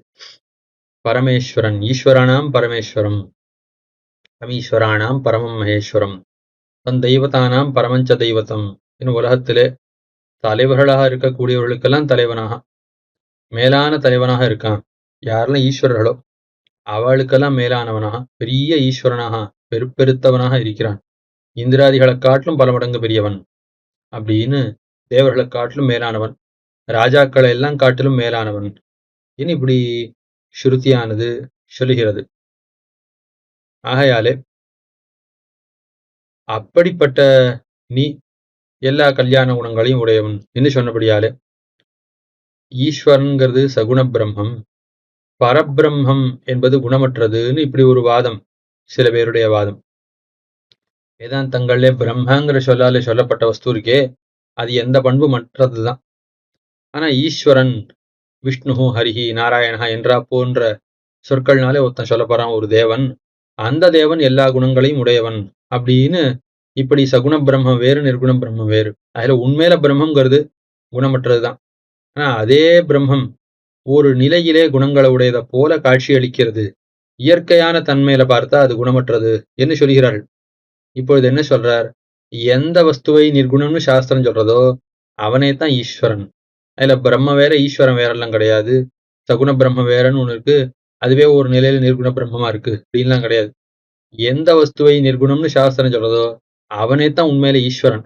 ஆகிய ஈஸ்வரனே தான் எல்லா கல்யாண குணங்களையும் உடையவனாக, எஸ்ஸர்வஜ்ஞ சர்வவித்து என்ன எல்லா சக்தியும் உடையவனாக, எல்லா விதமான அறிவையும் உடையவனாக சாஸ்திரங்கள்ல சொல்லப்பட்ட அதே எம்பெருமான் தான் எப்படி இருக்கான்? என்னால் நிர்குணனாகவும் சொல்லப்பட்டிருக்கிறான் என்று சர்வநியந்தாவாக எல்லா தேவதைகளையும் காட்டிலும் மேம்பட்ட அதே எம்பெருமான் தான் நிர்குணனாகவும் சாஸ்திரங்கள்ல சொல்லப்பட்டிருக்கான். அவனை எல்லா கல்யாண குணங்களுக்கும் இருப்பிடமாக இருக்கக்கூடியவன்னு கொண்டாடுகிறார்கள். அதுவும் எண்ணற்ற கல்யாண குணங்களை உடையவன், பெரிய கடலை போன்ற எம்பெருமான் என்று இப்படி ஸ்ருதிகள்லாம் சொல்லுகின்றன என்று காட்டினார் இந்த ஸ்லோகத்தாலே. ஆக எஸ்ஸர்வஜ்ஞ சர்வவிது பராசி சக்தி விவிதைவ ஸ்ரூயத்தே சுவாபாவிகி ஞானபலக்கிரியாச்ச என்ன ஒவ்வொரு வஸ்துவனுடைய தன்மையும் அறிந்தவன், ஒவ்வொரு வஸ்துவனுடைய ஸ்வரூபத்தையும் அறிந்தவன். அதுக்கு மேல ஞானம், பலம், ரக்ஷகத்துவம், நியமனம் என்றா போன்ற கல்யாண குணங்களோடு கூடினவன். இப்படி பற்பல கல்யாண குணங்களை உடையவனாக சாஸ்திரமானது எம்பெருமானை அறிவிக்கிறது. ஆகையாலே அந்த எம்பெருமானுக்கு தோஷங்கள் ஒன்றும் இல்லை. எல்லா தோஷங்களுக்கும் காரணமாக இருக்கக்கூடிய சத்துவம் ரஜஸ்தமஸுங்கிற தாழ்ந்த குணங்கள், முக்குணங்கள், பிரகிருதியினுடைய 3 தன்மைகள், அவைகளும் எம்பெருமானிடத்திலே இல்லாதபடியாலே அந்த எம்பெருமானானவன் தோஷமற்றவன் அப்படிங்கிறத கருத்திலே கொண்டு ஸ்ருதியானது நிர்குணம் அப்படின்னு சொல்லித்து. அதாவது ஹேயமாக இருக்கக்கூடிய சத்வாதி குணங்கள் 3 அற்றவன் என்றுதான் நிர்குண சப்தத்துக்கு அர்த்தமே ஒழிய எந்த ஒரு பண்பும் அற்றவன். ஆகையால கல்யாண குணங்களும் இல்லை, அவனுக்கு தோஷங்களும் இல்லை அப்படின்னு அர்த்தம் கிடையாது. எல்லா தோஷங்களுக்கும் காரணமான ஹேய குணங்கள் 3 இருக்கு, சத்துவம் ரஜஹா தமஹான்னு. இந்த 3 மற்றவன், இந்த 3 மற்றவன் சொன்னாலே மற்ற தோஷங்கள்லாம் இல்லை அப்படிங்கிறது தன்னுடைய கிடைக்கும். இதிகாச புராணங்களை கொண்டுதான் நாம் வேதாந்த அர்த்தத்தை நிர்ணயிக்க வேணும். அந்த வேதாந்த அர்த்தத்தை தெளிவாக காட்டுவதற்காகவே தோன்றினது ஸ்ரீராமாயணம். அந்த ஸ்ரீராமாயணம் பெருமாளுடைய கல்யாண குணானுபவத்துக்காகவே ஏற்பட்ட ஒரு கிரந்தம். ஓரொரு கல்யாண குணத்தையும் ஸ்ரீராமாயணம் தெளிவாக காட்டுமா போலே வேறொன்னும் காட்டுறதில்லை. ஆகையால்தான் ஸ்ரீராமாயணத்தை கொண்டு குணானுபவம் பண்ண வேணும் அப்படின்னு சொல்லுகிறார்கள். பிரஜைகள்லாம் பெருமாளுடைய கல்யாண குணங்கள்ல ஈடுபட்டுத்தான் அவரை ராஜாவாக அடைய வேணும்னு ஆசைப்பட்டார்கள் அப்படின்னு சொல்லப்படுறது. ஸ்ரீராமாயணம் தொடங்குற காலத்திலேயே 16 குணங்களை சொல்லி இந்த குணங்களை உடையவன் யாருன்னு தான் ஸ்ரீராமாயணமே ஆரம்பிக்கிறது. எம்பெருமான் தான் ராபிரானாக அவதரித்திருக்கிறான். அவன் இப்போது இந்த கல்யாண குணங்களை உடையவனாக திகழ்கிறான். என்ன அப்படி 16 கலைகளோட கூடின சந்திரனை போலத்தான் 16 குணங்களோட கூடினவனாக இந்த சக்கரவர்த்தி திருமகனை ராமச்சந்திரனாக காட்டுகிறார் வால்மீகி. நாரத பகவானும் காட்டுகிறார். ஆக ஸ்ரீராமாயணம் மொத்தமும் குணத்தை சொல்லக்கூடிய சாஸ்திரம். இந்த ஸ்ரீராமாயணத்தை கொண்டுதான் வேதாந்த அர்த்தத்தை நாம் நிர்ணயிக்க வேணும். அப்ப இவ்வளவு குணங்களை உடையவன் தான் எம்பெருமான்னு ஸ்ரீராமாயணம் தெளிவாக காட்டச் செய்து நாம் எப்படி எந்த குணமும் மற்றவன் அப்படின்னு நிர்ணயிப்பது. ஆகையாலே குணமற்றவன் சொன்னா மொத்த ஸ்ரீராமாயணத்துக்கும் விரோதம் வந்து சேரும். அடுத்த ஸ்லோகம், எம்பெருமான் ஞான ஸ்வரூபனாக இருக்கான்னு சாஸ்திரங்கள் சொல்றது. நீரென்னமோ எம்பெருமான் ஞானாதி கல்யாண குணங்களையும் உடையவன், ஏன்னா ஞானம் குணமாகவும் இருக்கு அவனுக்கு ஸ்வரூபமாகவும் இருக்குன்னு சொல்ற மாதிரி தோத்துறது. எப்படி ரெண்டும் பொருந்தும்? சாஸ்திரமானது ஒன்னா எம்பெருமான் அறிவை உடையவன்னு சொல்லட்டும், இல்ல அறிவை வடிவெடுத்தவன்னு சொல்லட்டும். எப்படி அவன் அறிவாகவும் இருந்துட்டு அறிவை உடையவனாகவும் இருக்க முடியுமா? ஒன்னா அறிவு அவனிடத்துல இருக்க முடியும், இல்ல அவன் அறிவா இருக்கவனும். ரெண்டும் எப்படி சேரும் என்ன ஒரு கேள்வி எழ ஒரு உதாரணத்தின் மூலமாக அத்தை புரிய வைக்கிறார். ஞானாத்மனஹ தவ ததேவ குணம் கிருணந்தி தேஜோமயஸ்ய ஹிமணேஹே குண ஏவ தேஜஹ தேனைவ விஸ்வம் அபரோக்ஷம் உதீக்ஷசேத்வம் ரக்ஷா ஸ்வதீக்ஷணத்தையேவ யதோகிலஸ்ய என. நீ ஞானமே வடிவெடுத்தவன், விஞ்ஞானம் ஆனந்தம் பிரம்மா என்ன ஞானமே வடிவெடுத்தவனாகத்தான் நீ இருக்கிறாய். அப்படிப்பட்ட உனக்கு ஞானமானது குணமாகவும் இருக்கிறது. சர்வஜ்ஞா என்ன எல்லா அறிவையும் உடையவன், என்ன சர்வவித்து விஸ்வவித்து என்னெல்லாம் சாஸ்திரம் சொல்றது. சர்வவேத்தா என்னெல்லாம் சொல்றது, விஸ்வதிருக்கு என்னெல்லாம் சொல்றது சாஸ்திரம். எல்லாம் அறிந்தவன், எல்லாத்தையும் பார்க்கக்கூடியவன், எல்லா அறிவையும் உடையவன் என்னெல்லாம் பலவிதமாக சாஸ்திரம் சொல்றது. ஆகையாலே ஞானமே வடிவெடுத்த உனக்கு ஞானம் பண்பாகவும் இருக்கிறது என்று பிரம்மஞானிகள் அறிகிறார்கள், சொல்லுகிறார்கள். இதே போல இது எப்படி பொருந்தும்? ஏன்னா சூரியனை நாம் எடுத்துக்கொள்ளலாம், அல்லது ஒரு மணியை எடுத்துக்கொள்ளலாம், ஒரு ரத்னம். இந்த ரத்தனத்தை எடுத்துண்டா அது எப்படி இருக்கு? ஒளிமயமா இருக்கு. ஒளிமயமாக இருக்கக்கூடிய ரத்னம் ஒளியை உடையதாகவும் இருக்கிறது. அதே போல சூரியனானவன் ஒரு நெருப்பு பிழம்புன்னு சொல்ல முடியாது, அக்னி மண்டலமாக அப்படி இருக்கிறான். சூரிய மண்டலம் முழுக்க தேஜோமயமா இருக்கு. அந்த சூரியனிடத்திலேருந்து என்ன வருது? அதிலேருந்து வரக்கூடிய பிரபை, கதிர், கிரணம், அதுவும் என்னவா இருக்கு? ஒளிமயமா இருக்கு. ஆக ஒளியை உடையவனாகவும் இருக்கான், தானே ஒளி வடிவாகவும் இருக்கான்.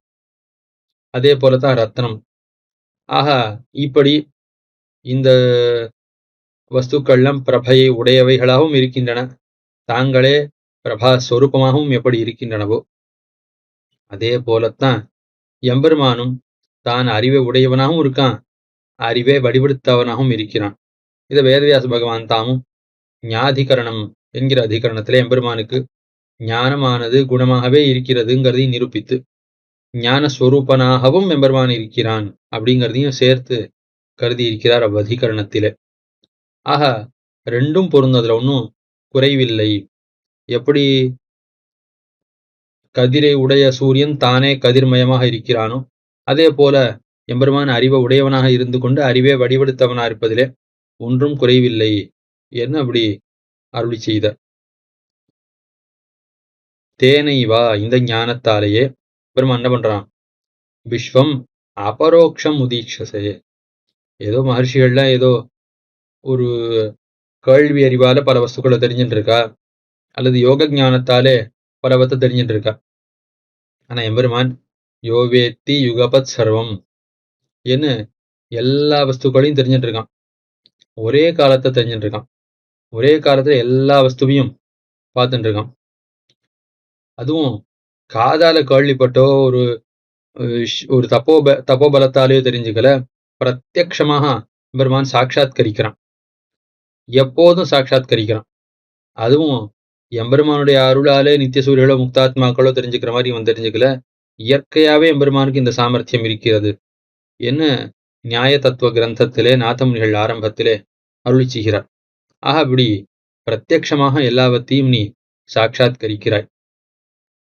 உன்னுடைய பார்வையாலத்தான், நீ உன்னுடைய கட்டாட்சத்தால தான் உலகத்துக்கெல்லாம் ரட்சை ஏற்படுது.